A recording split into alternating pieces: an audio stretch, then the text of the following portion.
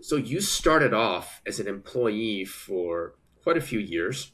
You've also been a serial entrepreneur, founder of multiple food and beverage businesses, services, and tech companies. So my first question is always the why. What is it that drove you into becoming a entrepreneur from Yeah, an that's a very good employee? question. I guess this is my background. So I grew up with very little. I remember very clearly after army in Singapore, I have only $700 left in my bank. I can't run to my parents for help. So when you're in that situation, you better learn fast. You can either hustle or you don't eat, literally. So given that life situations, I grabbed any opportunities out there and started companies across different industries.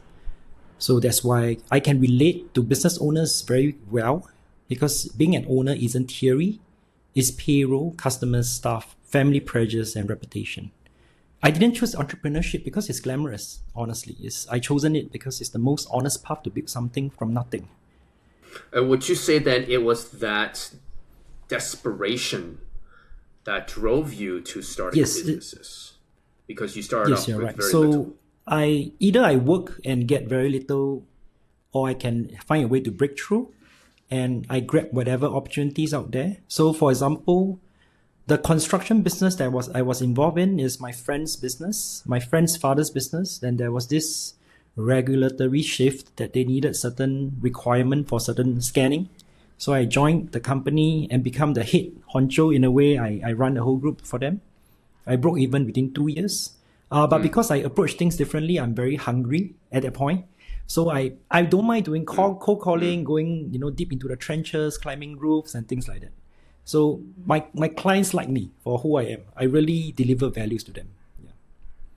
And when you were an employee going to becoming an entrepreneur, what would you say is that biggest mindset shift? Or was there a different skill that you just have to take on to become I an believe entrepreneur?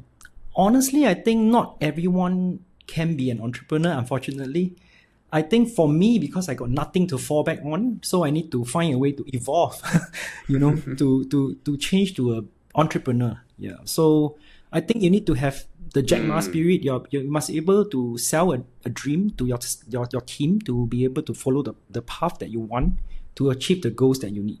Yeah. This is not just being like a lifestyle employer, like doing one thing, one craft good at, and you can build a team with you.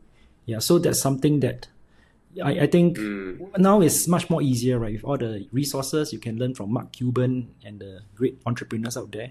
Yeah, so I think, yeah, that's the pressure that I have to make myself work. Yeah. I like what you say about have nothing to fall back on, because I was asked this same question just a few weeks ago, and I said the first mindset is to always to burn that bridge, Yep. cut that safety net.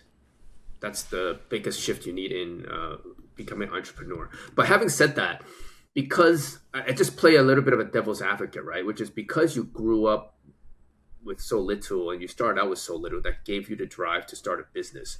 But some people would say, well, that's why I got to hold on to being an employee, because that's where I get my monthly paycheck. Because I didn't have much growing up and now I have stability of a paycheck.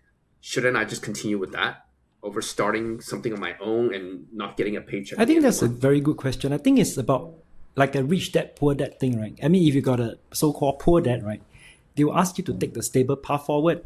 So for me, I don't have both sides. I need to find my way through life. And I was given certain opportunities from my friend's dad to F&B boss that I acquired with next to no money, for example. Yeah. So I took the chance, although there's risks that I don't understand. But, I'm not as sophisticated that time. I thought it's something good that I can take on. So I just take and run. Of course, on hindsight, at where I am today, I won't take all these shots. I'm much different now. Yeah. I just distill everything I know to sell a company well. Yeah. Okay. Well, yeah, thanks for sharing that. So now let's go into a little bit of the industries you've been in, because you've pivoted into different industries. You were in F&B, services, tech, because a lot of people are afraid to pivot. They always fear, oh, I've never done this before. I have no knowledge in this industry. Well, how do I get in? Or what's my value add, right? So how did you I overcome that? think for me, it's back to the same, nothing to lose, and I don't want to go back to my old life. So it's what opportunity comes to me, then I will go and grab it. But along the way, I learned to build systems. So for example, my cafe last time, I only need to go back once a month to do up the accounts and ensure everything works. I got a team of students. It was in NTU, for example. Yeah, so I'm able to sell the dream to pay them quite little to have an entrepreneur program with me. So a lot of students book for me, like I told you, must have the Jack Ma spirit, right? To get people to follow your direction to achieve the goals you want. And that investment I broke even within 4 months, for example.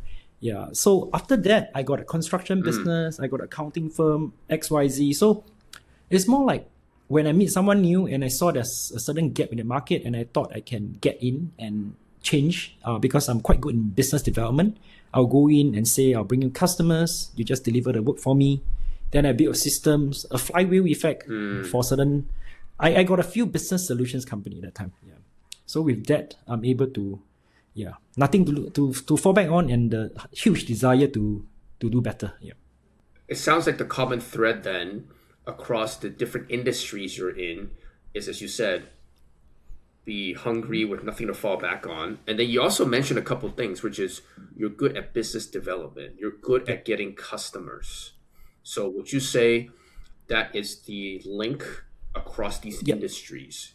Is that you may not know it well, you don't have the technical expertise in all these things, but you know how to So get this is a pro and con actually, which I'll share my failure later. Yeah.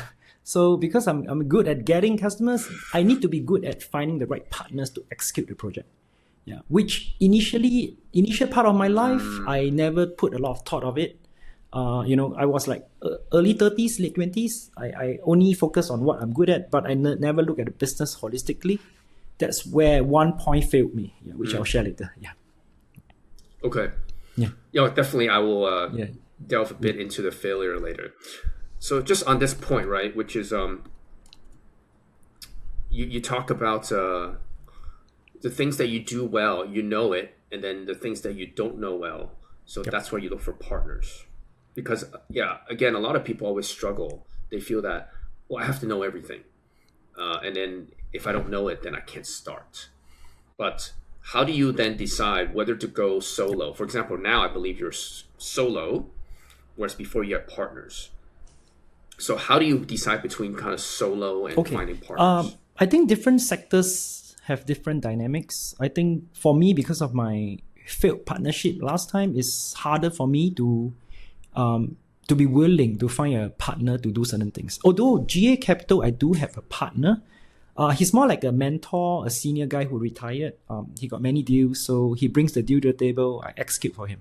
Yeah, but for sell-side M&A is something that I believe I'm quite good at. I built enough track record and reputations for the buy side to trust me, and enough skill sets to sell a company well. And I rather keep the process tight within me. I do the full end-to-end process for this job to ensure that I give the best quality I can. Yeah, because of my prior experience. And you can say that it's like I'm just running this more like a comfortable pace. I'm running maximum X number of deals a year, which I'm happy with. I'm not having the huge passion to grow it into a multi-billion company. No longer. That's the past me. Yeah, so I just want to run a good one for a few good customers a year. Yeah. Okay, got it. And going back a little bit on what you mentioned earlier about being a good salesman, getting customers, business development. Because a lot of this is actually not really taught in school. So how did you become that good business dev person and good at getting customers? So before I joined the Japanese firm, which is a big Lisco, I was selling I was in an SME selling SME services. It's actually very tough as a small entity, right? So I got to learn the hardcore way through my other partners who wrote me in.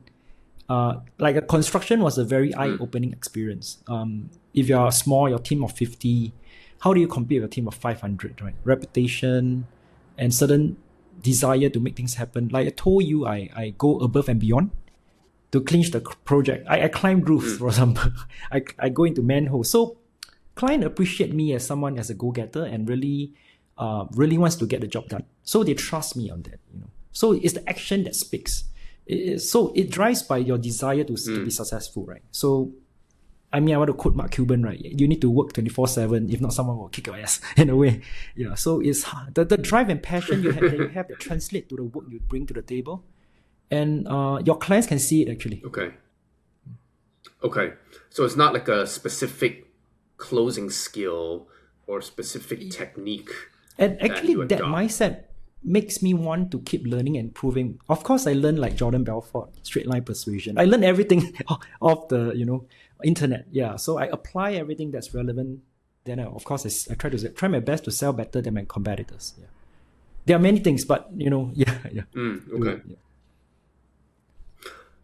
Oh, it's great because you highlight that. A lot of it is just learning from other people. Learning, and right now information is prevalent. You can just get it for free on the internet. And this is something I am a strong advocate of. I always say the easiest way to get to your destination in life is to study the path that other people have already walked. And of course, you still have to pave your own path, but at least there's already a reference point.